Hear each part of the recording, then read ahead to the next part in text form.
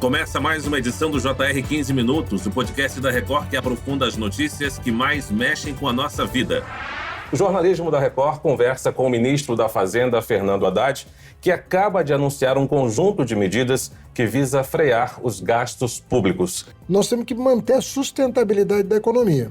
E uma coisa que pode prejudicar é se os gastos do governo se expandirem para além do arcabouço fiscal, nós estamos correndo o risco de ter uma desaceleração da economia. Dólar em alta e bolsa de valores em queda. O mercado financeiro reagiu de forma negativa ao pacote de corte de gastos públicos divulgado pelo governo federal. As medidas que buscam ajustar as contas públicas e atender às demandas do mercado devem gerar uma economia de 70 bilhões de reais nos próximos 2 anos. Após essa repercussão, o Jornal da Record conversou com exclusividade com o ministro da Fazenda, Fernando Haddad, que explicou com detalhes os principais pontos do plano de governo que veio acompanhado de outra importante medida, o reajuste na faixa de isenção do imposto de renda. Como o governo definiu as áreas prioritárias para cortes? Por que o mercado financeiro reagiu de forma negativa e quais os próximos passos? Para entender o impacto dessas decisões e os desdobramentos econômicos e também políticos, 15 Minutos de hoje recebe Renan Silva, professor de Economia do IBMEC Brasília. Professor, seja bem-vindo. Obrigado pelo convite, Luiz. Quem nos acompanha nesse episódio é Emerson Ramos, repórter de Economia do Jornal da Record. Emerson, o anúncio era cercado de expectativas e os primeiros dias após a publicação foram de reações negativas do mercado financeiro. Oi, Fara. Olá, professor Renan. Exatamente, Fara. O pacote foi anunciado em rede nacional em um pronunciamento do ministro da Fazenda, Fernando Haddad. O ponto que mais repercutiu entre especialistas, principalmente no mercado financeiro, foi que o corte foi anunciado junto com o reajuste da faixa de isenção do imposto de renda, o que na prática representaria uma renúncia fiscal. Uma reação quase que imediata foi a disparada do dólar, que pela primeira vez ultrapassou a barreira dos R$6. Professor Renan, o governo, que até chegou a consultar um especialista em marketing político para adotar a melhor estratégia possível para esse anúncio, errou ao misturar a divulgação das duas medidas? Isso ajuda a explicar o mau humor no mercado? Olha, parcialmente explica, sim, a reação do mercado e me parece que o anúncio, então, quanto à mudança, né, da faixa de isenção do imposto de renda foi, no momento, inoportuno. Isso ficou bem claro. Desde o início, né, os agentes do mercado financeiro têm uma percepção muito clara de que o posicionamento do governo é de um governo indutor da economia, né, onde os gastos do governo é que dão o tom. Isso vem gerando um desgaste de credibilidade, então, nesses últimos 2 anos. Então, na medida que você põe esse anúncio, por exemplo, de contraponto, de contrabalança, então isso realmente não agrada e põe sob suspeita, então, a capacidade do governo de conduzir a política fiscal a contento. Isso porque, quer dizer, os números também não são bons, né? Os números das contas públicas. Há muitas preocupações por parte dos economistas e por exemplo, com relação à questão da isenção, nós temos um número muito grande de pessoas nessa faixa, não que não seja justo, porque o teto ali da faixa de isenção está defasado há muito tempo, só que essa renúncia fiscal realmente vai completamente de encontro a tomada de decisão de fazer corte de gastos. Então, primeiro você arruma a casa, faz o corte de gastos, para depois você estudar algum tipo de correção nesse sentido. A revisão de despesas da União pode gerar uma economia de 327 bilhões de reais até 2030, né? Para os próximos 2 anos, o corte de gastos deve representar uma economia de 70 bilhões de reais. Eu entrevistei o ministro Fernando Haddad com exclusividade e ele me explicou que novas medidas podem ser anunciadas. Teremos que fazer isso porque nós temos uma regra, né, que foi apelidada, né, de novo arcabouço fiscal, mas na verdade são regras fiscais. Como é que a despesa tem que evoluir, como é que a receita tem que evoluir e como é que essa diferença entre receita e despesa tem que diminuir, porque hoje a despesa está acima da receita, o que não é bom para nós nesse momento. Então, se nós continuamos fazendo com que a receita cresça acima da despesa, contendo a despesa, nós vamos ter o equilíbrio fiscal que vai garantir justamente essa trajetória virtuosa. E sim, respondendo a tua pergunta, se dali a 2, 3 meses nós identificarmos riscos para essa trajetória, nós vamos ter que voltar para a mesa para verificar quais ajustes terão que ser feitos para manter essa trajetória. Professor Renan, esse aceno a novas mudanças serve como uma tentativa de acalmar os ânimos do mercado financeiro e dos analistas que receberam com dúvidas esse pacote? Sim, na verdade serve para atenuar, mas a questão é que no pano de fundo nós temos assim, problemas estruturais muito sérios que não há nenhuma sinalização de tentar minimamente tentar resolver esse problema. Então, como por exemplo, né, os gastos obrigatórios do governo são extremamente altos, inclusive muito acima da média mundial. Então, a gente tem um comprometimento ali de pelo menos 95% ali das despesas do governo como gastos obrigatórios, principalmente oriundos ali da Previdência, né, que tem a sua indexação com o salário mínimo e também com a administração pública, né? Então ou seja, né, o governo, quer dizer, os agentes de mercado se preocupam muito com esses problemas estruturais de longo prazo. Então, é visível que esses 320 bi, até 2030, quer dizer, ele não causa um impacto positivo desejável. Esses 70 bilhões, na verdade, é uma sinalização de boa vontade, mas pouco resolve, ou quase nada resolve, esses problemas estruturais, né? E eles estão tentando equilibrar o orçamento pelo lado da taxação, dos tributos. Só que nós sabemos que de 1999 para cá, né, os tributos saíram em média de 18% para 34%.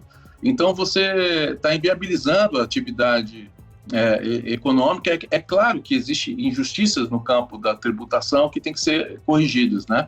Mas tudo a seu momento, porque se você diminui a capacidade da atividade econômica, né, mantém os juros altos em razão da falta de credibilidade, a inflação mediana elevada por causa dos gastos do governo, então essa economia passa a ser inócua. Agora, professor, detalhando um pouco mais o pacote de medidas, uma das principais propostas é a mudança no cálculo do salário mínimo. Hoje, essa conta é feita em cima do ganho real do crescimento do PIB de 2 anos antes.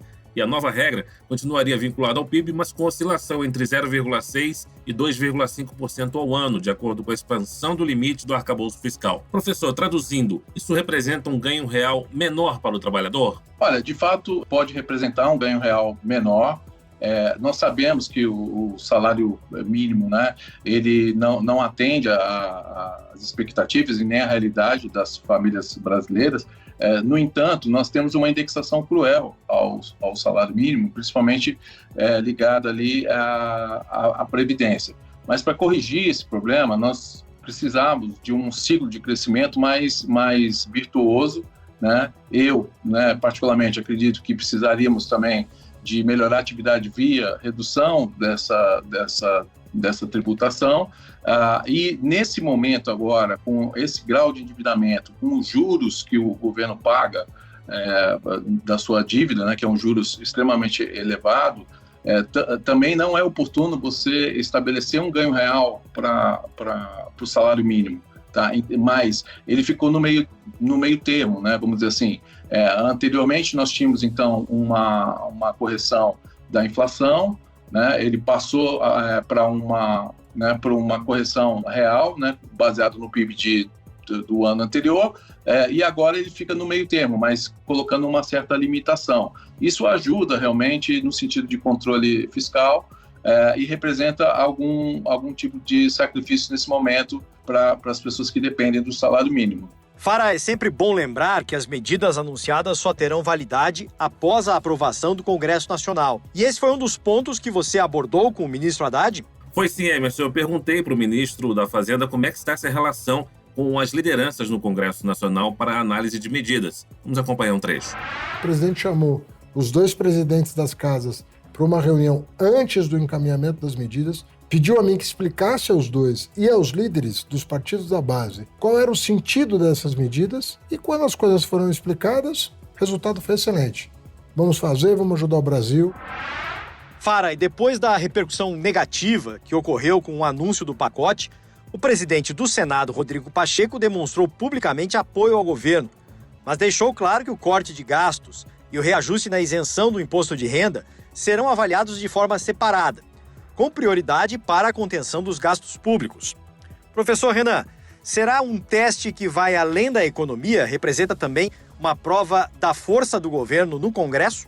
Olha, de fato, eu acredito que seja um teste de fogo, mas eu vejo que o Congresso ele tá muito antenado à realidade ali dos problemas no campo fiscal. Então, por exemplo, com relação principalmente ali à correção, né, do teto de isenção, né, do imposto de renda, já foi dado assim, né, vamos dizer assim, né, um escanteamento, né, de que não seria o momento para se discutir isso.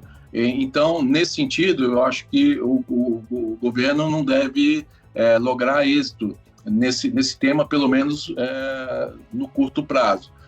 Até porque também há uma discussão grande, porque isso também não foi discutido com os governadores, e isso afeta, sim, também a arrecadação dos estados. Professor, e como o governo definiu essas áreas para cortes? Na verdade, alguns cortes que estão sendo ventilados, quer dizer, já estão pautados na regra orçamentária, né, onde você tem discricionalidade, né? Então, na medida que você tem ali gastos obrigatórios, então você não tem muito aonde mexer. Então, infelizmente, acaba sendo impactado ali a área realmente de saúde, de educação, também e de segurança. Não tem aonde você tirar, né? Onde você tem a discricionalidade, a regra ali com relação ao salário mínimo onde ele tem alguma autonomia. Então, as áreas de prioridade é onde o governo tem autonomia. Outra área também de prioridade onde talvez tivesse alguns excessos, quando se olha ali nos benefícios, por exemplo, dos militares, né, alguns temas ali polêmicos que vai se arrastando há alguns anos. Então também eles acharam oportuno mexer ali nesse quesito. Então eu vejo dessa maneira. Ele atuou primeiro onde tem a discricionalidade garantida ali para ele, né, e aonde você teria alguns excessos. A taxação, por exemplo, também das pessoas que têm renda acima de R$50 mil, é onde ele também tem alguma autonomia para fazer um contrapeso, né, na questão da isenção do imposto, apesar de que não é suficiente e contribui muito pouco com esse quesito. Mas eu vejo que a prioridade foi ali onde ele tem a discricionalidade.